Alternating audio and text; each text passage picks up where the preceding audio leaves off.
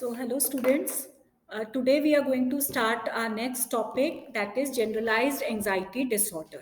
अभी तक हम लोगों ने फोबिक डिसऑर्डर्स एंड ओसीडी को डिस्कस कर लिया है. Third type of neurotic disorder which is very common in normal public, that is generalised anxiety disorder. तो ये भी जैसे कि बाकी के हमारे डिसऑर्डर्स हमने करे हैं डिस्कस अभी तक, आपके जो फोबियाज हैं या ओसीडीज हैं, तो इसमें भी जो पेशेंट होता है, जनरलाइज्ड एंजाइटी डिसऑर्डर का जो पेशेंट है, वो भी बहुत ज़्यादा तीव्र एंजाइटी और आशंका का शिकार हमेशा रहता है. कहीं पर भी जाता है, कोई भी वो कार्य करता है, हमेशा बैक ऑफ द माइंड एक आशंका वाली, एक एंजाइटी या चिंता वाली, तनाव वाली फीलिंग जो है उसके अंदर बनी रहती है. बहुत ज़्यादा प्रयास करता है अपनी इस एंजाइटी को, इस आशंका को खत्म करने के लिए, परंतु उसमें वो असफल रहता है, वो ये कर नहीं पाता. और इस प्रकार की जो चिंता वाली फीलिंग जो है, आशंका वाली फीलिंग जो होती है, वो उसके नॉर्मल डे टू डे कार्यों को भी बहुत ज़्यादा अफेक्ट कर लेती है. यानी कि वो कंसंट्रेट नहीं कर पाता किसी भी अपने कार्य में. ठीक है. तो अगर हम इसको डिफाइन करने की कोशिश करें, अगर एग्जैक्ट वे में, DSM-4 TR में इसकी जो डेफिनेशन दी गई है वो क्या है, यानी कि अत्यधिक और जीर्ण, दुखद और मुक्त प्रवाही चिंता एवं आशंका के द्वारा इसको हम एक्सप्लेन कर सकते हैं. यानी कि एक ऐसी फीलिंग होती है जो बहुत ज्यादा दुखद होती है, बहुत ज्यादा मतलब कि तनावपूर्ण होती है, स्ट्रेसफुल होती है, और मेन चीज क्या है कि जीर्ण होती है. जीर्ण का मतलब है लॉन्ग टर्म, क्रॉनिक, यानी कि ठीक नहीं होने वाली प्रॉब्लम होती है या चिंता होती है, और मुक्त प्रवाही होती है. मुक्त प्रवाही का मतलब क्या है, कोई इसका सोर्स नहीं है, कोई स्रोत नहीं होता. अगर आप उस पीड़ित व्यक्ति से पूछेंगे कि आपको किस चीज का दुख है, किस चीज की चिंता है, तो he is not able to tell you, because वो कोई सोर्स है ही नहीं. नॉर्मल या चिंता हम सबको होती है. नॉर्मल चिंता क्या होती है, जिसका कोई सोर्स है, और वो शॉर्ट टर्म के लिए होती है. यानी कि सपोज आपके एग्जाम्स आने वाले हैं, आपकी तैयारी नहीं है, ठीक है, आपको इस चीज की चिंता लगेगी कि क्या होगा मेरा, क्या मैं ठीक प्रकार से एग्जाम्स दे पाऊंगी कि नहीं, क्या मैं पास कर पाऊंगी कि नहीं ये एग्जाम, ठीक है, उसकी चिंता होती है आपको. और जब वो आप पढ़ लेते हैं, ठीक है, पढ़ाई आपकी पूरी हो जाती है या आपके एग्जाम्स हो जाते हैं और आप सेटिस्फाइड हो आपके एग्जाम से, तो आप चिंता मुक्त हो जाते हो. This is called normal anxiety. परंतु यहाँ पर हम एंजाइटी डिसऑर्डर की बात कर रहे हैं. हम यहाँ पर एबनॉर्मल या न्यूरोटिक एंजाइटी की बात कर रहे हैं, जिसका मेन जो कॉन्सेप्ट जो होता है वो है मुक्त प्रवाही, यानी फ्री फ्लोटिंग, यानी कि जिसका कोई सोर्स, जिसका कोई बेस नहीं है. ठीक है. तो ये जो भी पीड़ित व्यक्ति होता है, is not able to tell you कि आप किस प्रकार से या किस चीज से वो व्यथित है, किस चीज से वो आशंकित है. ठीक है. और उसको पता है कि मेरी चिंता जो है वो बेसलेस है और इसका कोई आधार नहीं है, परंतु फिर भी वो अपनी इस चिंता को कंट्रोल नहीं कर पाता. और अगर हम इसके लक्षणों की या सिम्टम्स की बात करें, तो जैसे बाकी के हमारे न्यूरोटिक डिसऑर्डर्स के जो सिम्टम्स होते हैं, तो इसके भी वही सिम्टम्स हैं बेसिकली. यानी सबसे मेजर या मेन सिम्टम तो चिंता का ही है. ठीक है. मुक्त प्रवाही चिंता कहते हैं. इसके साथ साथ और सिम्टम्स हैं, जैसे घबराहट वाली फीलिंग होना, हार्ट बीट का बहुत तेज हो जाना, ब्लड प्रेशर हाई हो जाना, पसीना आना, भूख ना लगना, या नींद नहीं आती है. और इसके अलावा मांसपेशियों में दर्द सा रहता है, कॉन्सेंट्रेट या फोकस नहीं कर पाता व्यक्ति जो है किसी भी एक पर्टिकुलर चीज के ऊपर. ठंडापन का एहसास होता है, ठंडे पसीने आते हैं, बार बार टॉयलेट आता है, दस्त भी लग जाते हैं कई व्यक्तियों को. ठीक है. गला सूखना और हैरानी वाली अनुभूति होना. ठीक है. कोई भी आपसे उस व्यक्ति से कोई भी किसी भी प्रकार का प्रश्न करता है, कोई भी बातचीत करता है, तो वो ठीक प्रकार से उसका उत्तर नहीं दे पाता। इसके साथ-साथ डिप्रेशन वाले सिम्पटम्स भी उस व्यक्ति में हमें नज़र आते हैं। ठीक है? तो ये कुछ बेसिक सिम्पटम्स हैं जो कि हमें जनरलाइज्ड एंग्जायटी डिसऑर्डर के पेशेंट में देखने को मिलेंगे। अब आपका नेक्स्ट आ जाता है इसके कारण क्या है। ठीक है, इटियोलॉजी क्या है, कारणता क्या है। तो बेसिकली वही 3 फैक्टर्स हैं हमारे, biological factors, psychological factors and socio cultural factor. जैसे हमने फोबिया में और ओसीडी में पढ़े हैं ये फैक्टर्स, उसी प्रकार के फैक्टर्स आपको इस डिसऑर्डर में भी नजर आएंगे। बायोलॉजिकल फैक्टर्स यानी कि जननिक कारक होते हैं इसमें, जेनेटिक फैक्टर्स। कई स्टडीज हुई हैं इसके ऊपर, ट्विन स्टडीज हुई हैं, फैमिली स्टडीज हुई हैं, जिससे ये जाहिर हुआ है कि अगर फैमिली में किसी को इस प्रकार का कोई डिसऑर्डर है, इस प्रकार की कोई प्रॉब्लम है, तो आने वाली जनरेशन में भी होने की संभावना बढ़ जाती है। ट्विन स्टडीज का मतलब ये है कि जो आइडेंटिकल ट्विन्स होते हैं, यानी एक ही एग से जो फर्टिलाइज होते हैं, उनमें एक ट्विन में अगर ये प्रॉब्लम है तो दूसरे में होने की भी संभावना बढ़ जाती है। ठीक है, इसके ऊपर 28 इस प्रकार के आइडेंटिकल ट्विन्स के ऊपर ये स्टडी हुई थी, और जहां पर ये देखा गया था कि 49% आइडेंटिकल ट्विन्स में ये प्रॉब्लम देखी गई है। यानी एक ट्विन में अगर ये प्रॉब्लम है तो दूसरे में भी होने की संभावना बढ़ जाती है। ठीक है, फिर आपके अगर न्यूरो अनाटमिकल फैक्टर्स की बात करें, बायोलॉजिकल फैक्टर्स के अंतर्गत ही पहले आपके जेनेटिक फैक्टर्स आ जाते हैं, यानी कि जीन्स के द्वारा भी ये पास ऑन होते हैं, इसके ऊपर भी स्टडीज या अध्ययन हुए हैं। देन अगर हम न्यूरो अनाटमिकल फैक्टर की बात करें तो जीएडी में इसके भी साक्ष्य मिले हुए हैं। न्यूरोफिजियोलॉजिकल फैक्टर्स की बात करें तो जो हमारा रीजनल सेरिब्रल जो ब्लड फ्लो होता है, यानी कि ब्रेन के अंदर जो ब्लड फ्लो होता है, उसमें अगर वृद्धि हो जाए, यानी ज्यादा मात्रा में अगर ब्रेन में ब्लड फ्लो करने लग जाता है, तो भी व्यक्ति के अंदर जीएडी के लक्षण नजर आने लगते हैं। ठीक है, और इसके अलावा जो आपके न्यूरोकेमिकल फैक्टर्स की अगर हम बात करें तो इसमें भी अगर गाबा संस्थान होता है आपके ब्रेन में एक, वहां पर अगर रासायनिक जो पदार्थ होते हैं वो अगर ज्यादा या कम मात्रा में अगर फ्लो करें तो भी जो पीड़ित व्यक्ति होता है वो जीएडी जैसे लक्षणों को शो करता है, या मतलब कि जीएडी वाले लक्षण जो है उसके अंदर वो नजर आने लगते हैं। इसके अलावा जीएडी में सेरोटोनिन नाम के केमिकल पदार्थ की भी काफी ज्यादा भूमिका देखी गई है। यानी कि गाबा में अगर सेरोटोनिन और एपिनेफ्राइन नाम के ये केमिकल जो पदार्थ होते हैं, ये अगर इनमें भी अगर वृद्धि हो जाती है तो भी जीएडी के लक्षण जो है वो व्यक्ति वो प्रदर्शित करता है। तो ये थे आपके कुछ बायोलॉजिकल फैक्टर्स। इसके अलावा आपके कुछ साइकोलॉजिकल या मनोवैज्ञानिक कारक भी होते हैं। मनोवैज्ञानिक कारकों में जैसे मनोगत्यात्मक कारक हैं, फ्रॉइड द्वारा जो प्रतिपादित हैं। तो जिस प्रकार से बाकी के न्यूरोटिक प्रकारों की फ्रॉइड ने बात करी थी फोबिया में या ओसीडी में, इसी प्रकार से एंजाइटी डिसऑर्डर के बारे में भी फ्रॉइड का यही मत है कि बचपन अवस्था में अगर हमारे कुछ अनसुलझे हुए या अनसॉल्व्ड कुछ प्रॉब्लम्स हैं तो भी व्यक्ति जो है आगे जाकर या बड़ा होकर एंजाइटी के जो सिम्टम्स है वो उसके अंदर नजर आते हैं। ठीक है, तो ये फ्रॉइड ने हमें डेवलपमेंटल थियोरी के बारे में बताया था, डेवलपमेंटल कुछ पीरियड के बारे में बताया था, किस तरीके से हर एक पीरियड के अंदर किस प्रकार की डेवलपमेंट एक बच्चे में होती है।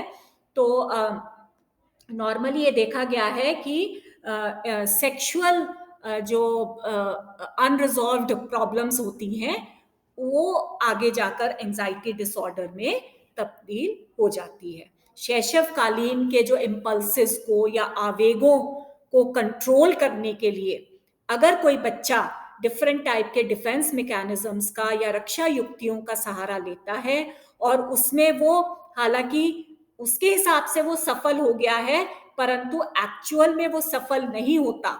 ऑब्वियसली अगर हम डिफेंस मैकेनिज्म्स का या रक्षा युक्तियों का सहारा लेंगे, यानी किसी भी प्रॉब्लम के लिए हम अपने आप को दोषी ठहराने की बजाय किसी और के ऊपर इसको डिस्प्लेस कर देते हैं, किसी और के ऊपर इसको प्रोजेक्ट कर देते हैं, तो उस वक्त तो हमें सेटिस्फैक्शन हो जाता है कि चलो मेरी प्रॉब्लम सॉल्व हो गई है, या इसमें मेरी कोई गलती नहीं थी। परंतु अंदरूनी तौर पर अनकॉन्शियस माइंड में एक अंतर्द्वंद सा चलता रहता है, जो उस वक्त उस बच्चे को रियलाइज नहीं होता। वो जाकर किशोरावस्था में या प्रारंभिक युवावस्था में एंजाइटी डिसऑर्डर के रूप में प्रदर्शित होना शुरू हो जाता है। ठीक है, तो इस प्रकार से हमें फ्रॉइड ने इसको एक्सप्लेन किया था।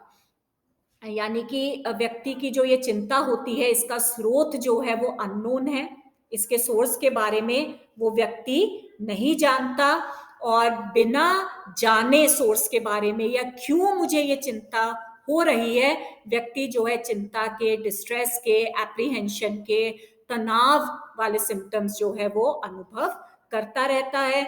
हमेशा ये फीलिंग जो है उसके साथ साथ चलती जाती है, जिसकी वजह से वो व्यक्ति एक मुक्त प्रवाही चिंता का शिकार हो जाता है।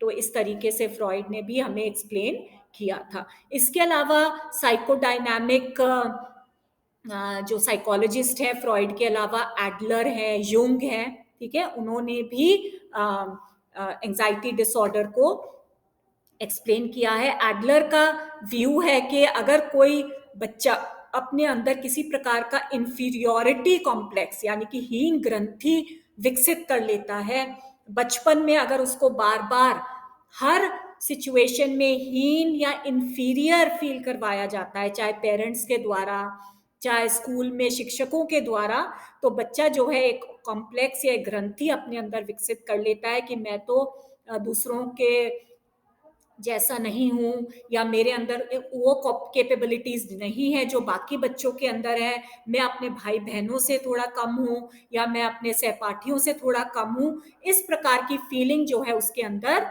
ग्रस्त हो जाती है या उसके अंदर बैठ जाती है, जो एक आगे जाकर एंजाइटी के सिम्टम्स में तब्दील हो जाती है।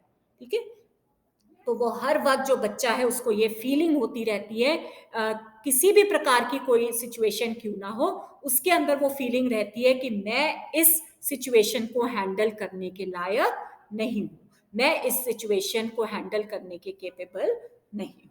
ठीक है, तो ये इंफीरियोरिटी कॉम्प्लेक्सेस अगर किसी बच्चे के अंदर आ जाती हैं तो भी एंजाइटी डिसऑर्डर के सिम्टम्स डिस्प्ले होते हैं। ठीक है, इसके अलावा युंग का ये व्यू था कि अगर मतलब साइकोडायनामिक जितने भी थ्योरिस्ट हैं, उन्होंने सबने बचपन कालीन के अनुभवों को ही उत्तरदायी ठहराया है। ठीक है, फ्रॉइड ने क्या कहा था कि अनरिजॉल्व्ड इन्फेंटाइल सेक्सुअलिटी, ये इन्होंने रीजन बताया है।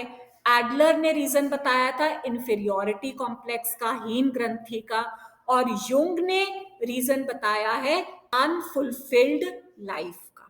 यानी बचपन में अगर ये बच्चे के अंदर ये फीलिंग आ जाती है कि मेरा जीवन जो है वो पूरी तरीके से विकसित नहीं हो पा रहा है, या जो मैं करना चाह रहा हूँ वो नहीं कर पा रहा हूँ, अपने पेरेंट्स की वजह से या अपने शिक्षकों की वजह से किसी तरीके से वो अपने गोल्स को रियलाइज या अचीव नहीं कर पाता, पेरेंट्स के गोल्स या पेरेंट्स के कहे अनुसार चलना शुरू कर देता है, तो कहीं ना कहीं उसके मन में ये फीलिंग रह जाती है कि शायद मैं वो चीज करने के लायक नहीं था जो मैं करना चाहता हूँ, इस वजह से मुझे वो चीज करनी पड़ रही है, या वो लक्ष्य का चुनाव करना पड़ रहा है जो मेरे माँ बाप चाहते हैं या जो मेरे टीचर्स चाहते हैं। तो अनफुलफिल्ड लाइफ की फीलिंग उसके अंदर आ जाती है, और वो उस प्रकार का जीवन वो बच्चा जो है वो जीना शुरू कर देता है,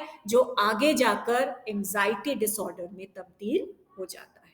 ठीक है, तो साइकोलॉजिकल फैक्टर्स के अंतर्गत पहला फैक्टर था आपका साइकोडायनामिक फैक्टर। सेकंड फैक्टर आ जाता है बिहेवियरिस्टिक या व्यवहारवादी सिद्धांत। व्यवहारवादियों में भी कई मनोवैज्ञानिकों ने अपने अपनी स्टडीज के आधार पर एक्सप्लेन किया है कि कैसे हम जीएडी हमारे अंदर डेवलप होता है।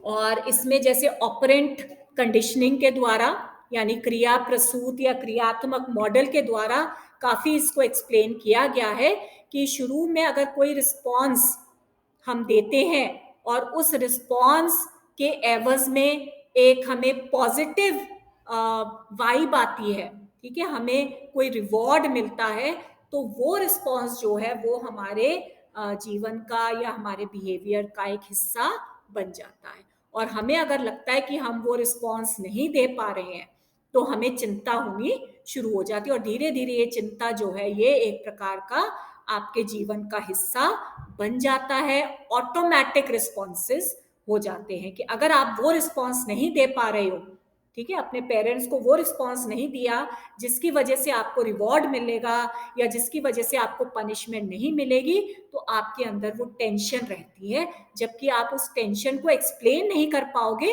पर वो एक तरह से आपके अंदर रहती है।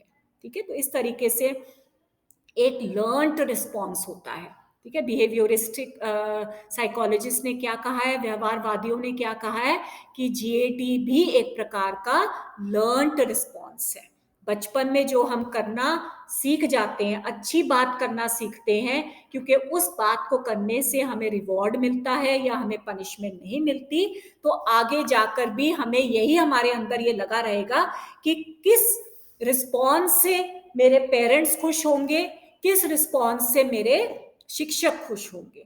ठीक है, तो इस तरीके के रिस्पॉन्सेज के बारे में वो बच्चा सोचता रहता है, जो आगे जाकर एक प्रकार से एंजाइटी डिसऑर्डर में तब्दील हो जाता है, मुक्त प्रवाही चिंता में वो तब्दील हो जाता है।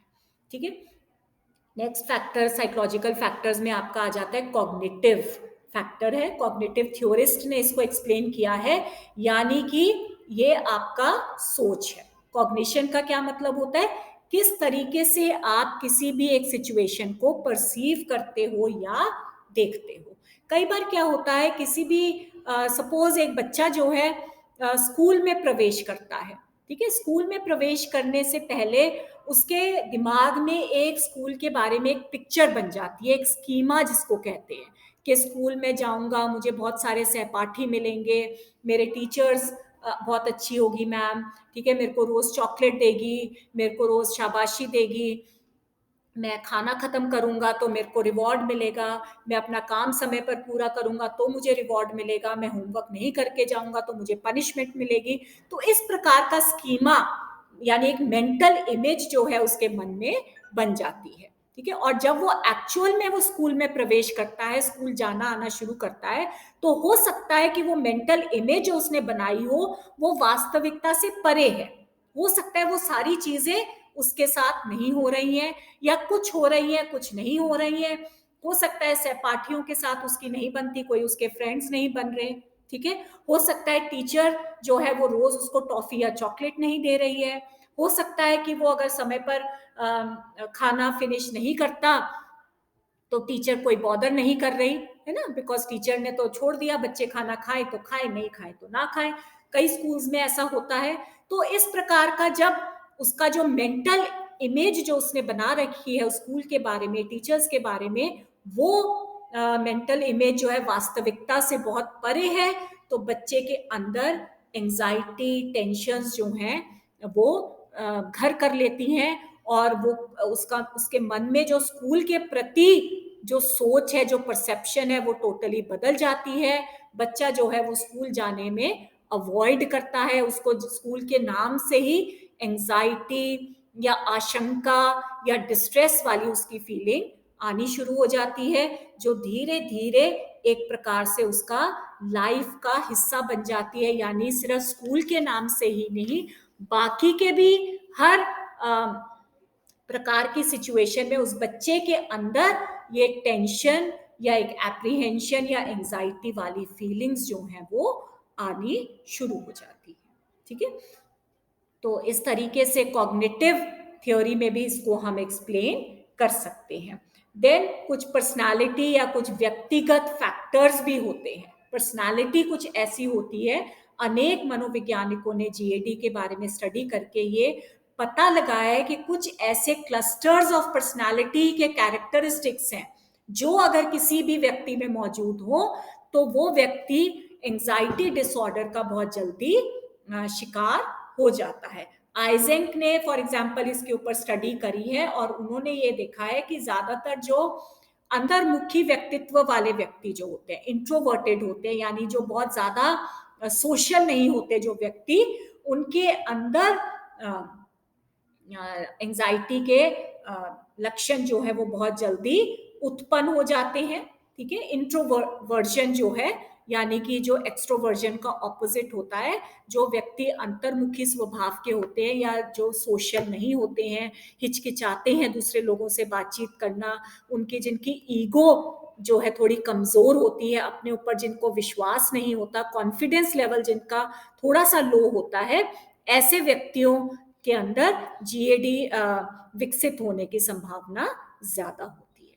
तो ये आपके कुछ कॉमन फैक्टर्स हैं जो कि जीएडी को उत्पन्न कर सकते हैं। Now we next come to the treatment process, यानी जीएडी का ट्रीटमेंट किस प्रकार से हो सकता है।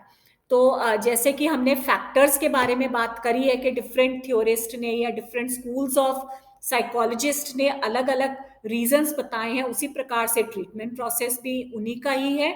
जैसे अगर हम मनोगत्यात्मक फैक्टर की बात करें कि बचपन अवस्था के जो अनसुलझे हुए जो कॉन्फ्लिक्ट्स होते हैं, अंतर्द्वंद होते हैं, उसकी वजह से जीएडी उत्पन्न होता है, तो इसका ट्रीटमेंट भी उसी प्रकार से, यानी कि जो अनसुलझे हुए हमारे अंतर्द्वंद हैं उनको सुलझाना। और वो सुलझाए किस प्रकार से जाते हैं? हिप्नोसिस के द्वारा, फ्री एसोसिएशन के द्वारा, या हमारे ड्रीम एनालिसिस के द्वारा। हम जो हमारे अनरिजॉल्व्ड जो कॉन्फ्लिक्ट्स होते हैं, अनकॉन्शियस मन के जो अंतर्द्वंद होते हैं, उनको बाहर निकालें और उनको सॉल्व करें, यानी कि जो उसका एंजाइटी का जो स्रोत है उसको उसका ट्रीटमेंट करना, सिम्टम्स को खत्म करने के बजाय सोर्स को या स्रोत को ही खत्म करना चाहिए। ठीक है, बिहेवियरिस्टिक जो अप्रोच है उन्होंने भी यही कहा है, जिस तरीके से हम एंजाइटी फील करना लर्न करते हैं, ठीक है, रिस्पॉन्स के सही रिस्पॉन्स है या ये गलत रिस्पॉन्स है, तो हमारी लर्निंग हुई है, उसी तरीके से ट्रीटमेंट का मतलब ट्रीटमेंट किस तरीके से किया जाएगा? अनलर्न करके। ठीक है, जो आपने एंजाइटी के रिस्पॉन्सेस को लर्न किया है उसी तरीके से उन रिस्पॉन्सेस को आपने अनलर्न करना है। इसको हम सिस्टमैटिक डिसेंसिटाइजेशन भी कहते हैं, यानी धीरे धीरे से अनलर्न करवाना। जिसको पहले हम जिसको रिवॉर्ड देते थे जिस प्रकार के रिस्पॉन्स को, अब उसी प्रकार के रिस्पॉन्स को आपने पनिश करना है। ठीक है, और उसी प्रकार से रिलैक्सेशन टेक्निक्स सिखाई जाती हैं।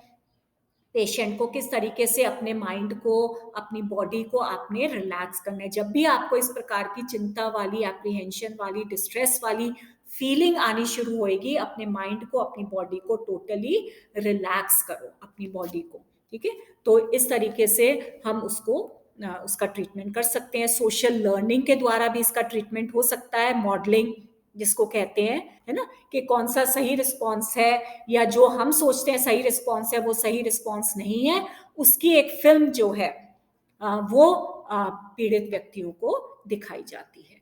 कॉग्निटिव थेरेपी बहुत इंपॉर्टेंट है, यानी कि आपकी सोच को बदलना, हमारे कॉग्निशन को, हमारे संज्ञान को बदलना। ये काउंसलिंग के द्वारा, ये गाइडेंस के द्वारा पॉसिबल होता है।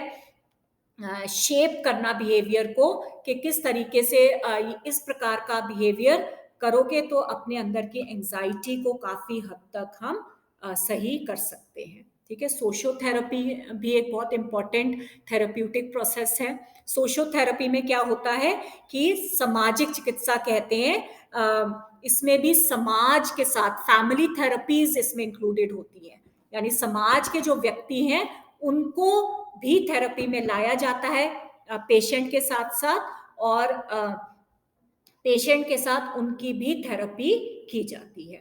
और इसके अलावा इन सारी थेरेपीज, ये सारी साइकोलॉजिकल थेरेपीज के साथ साथ सोमैटिक थेरेपी या कायिक चिकित्सा पद्धति भी बहुत इंपॉर्टेंट होती है, यानी कि जो औषधि चिकित्सा भी कहते हैं इसको, माइल्ड ट्रैंकुलाइजर्स या माइल्ड जो प्रशांतक औषधियां हैं वो पेशेंट को एडमिनिस्टर की जाती है।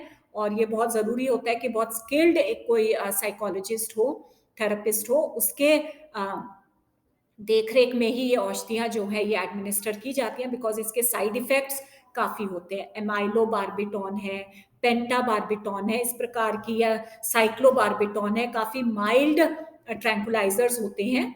तो कितनी डोज में देना है, कितने समय तक इसको लेना चाहिए, ये सारा आपके बिहेवियर के ऊपर या आपकी जो डिसऑर्डर है उसकी मात्रा के ऊपर डिपेंड करता है कि आपको कितनी डोज में ये प्रिस्क्राइब करी जाएगी। ठीक है, तो इस तरीके से ये कुछ थेरेपीज हैं, कुछ ट्रीटमेंट प्रोसेसेस हैं जो एडमिनिस्टर किए जाते हैं। कॉम्बिनेशन ऑफ थेरेपीज का भी हम यूज कर सकते हैं। और अगर, ठीक है, बहुत कम चांसेस हैं इसके, और अगर ये सारी की सारी थेरेपीज फेल हो जाती हैं तो देन एक आखिरी रिजॉर्ट बचता है, that is called surgical process, यानी ब्रेन की सर्जरी होती है, सर्जिकल ऑपरेशन का सहारा लिया जाता है, जो कि बहुत कॉमन नहीं है, और जो जब तक बहुत ज़रूरी ना हो ये करा भी नहीं जाना चाहिए। फ्रंटल लोब और थैलेमस के बीच का जो कनेक्शन है उसको कट कर दिया जाता है। ठीक है, सर्जरी, जो ब्रेन सर्जरी होती है उसमें जो ब्रेन के ये पार्ट्स होते हैं, फ्रंटल लोब भी एक पार्ट है, थैलेमस भी एक पार्ट होता है, उसके बीच का जो कनेक्शन, कनेक्टिंग जो वेन और आर्टरी होती है उसको कट कर दिया जाता है। परंतु ऐसा करने से आपकी एंजाइटी तो खत्म हो जाएगी, परंतु बाकी के इमोशंस भी आपके खत्म हो जाते हैं। You are not able to feel any emotion, ठीक है, बिकॉज वो आपका कनेक्शन ही जब काट दिया है। तो बहुत से इसमें साइड इफेक्ट्स देखने को मिलते हैं। तो अगर बहुत ज्यादा जरूरी ना हो तो साइकोलॉजिस्ट जो है ऑपरेशन का, ब्रेन ऑपरेशन का सहारा नहीं लेते हैं। तो ज्यादातर जितने भी हमारे न्यूरोटिक डिसऑर्डर्स हैं, ठीक है, जीएडी के साथ हमने फोबिया करा है, ओसीडी करा है, इसके अलावा और भी आपके जैसे सोमेटोफॉर्म डिसऑर्डर भी होते हैं, कई प्रकार के और न्यूरोटिक डिसऑर्डर्स हैं जो कि आपके अभी कोर्स में नहीं है। ठीक है, परंतु जिस प्रकार से अभी हमने ये 3 डिसऑर्डर्स करे हैं, फोबिया, ओसीडी और जीएडी, ये तीनों न्यूरोटिक डिसऑर्डर्स के ही प्रारूप हैं।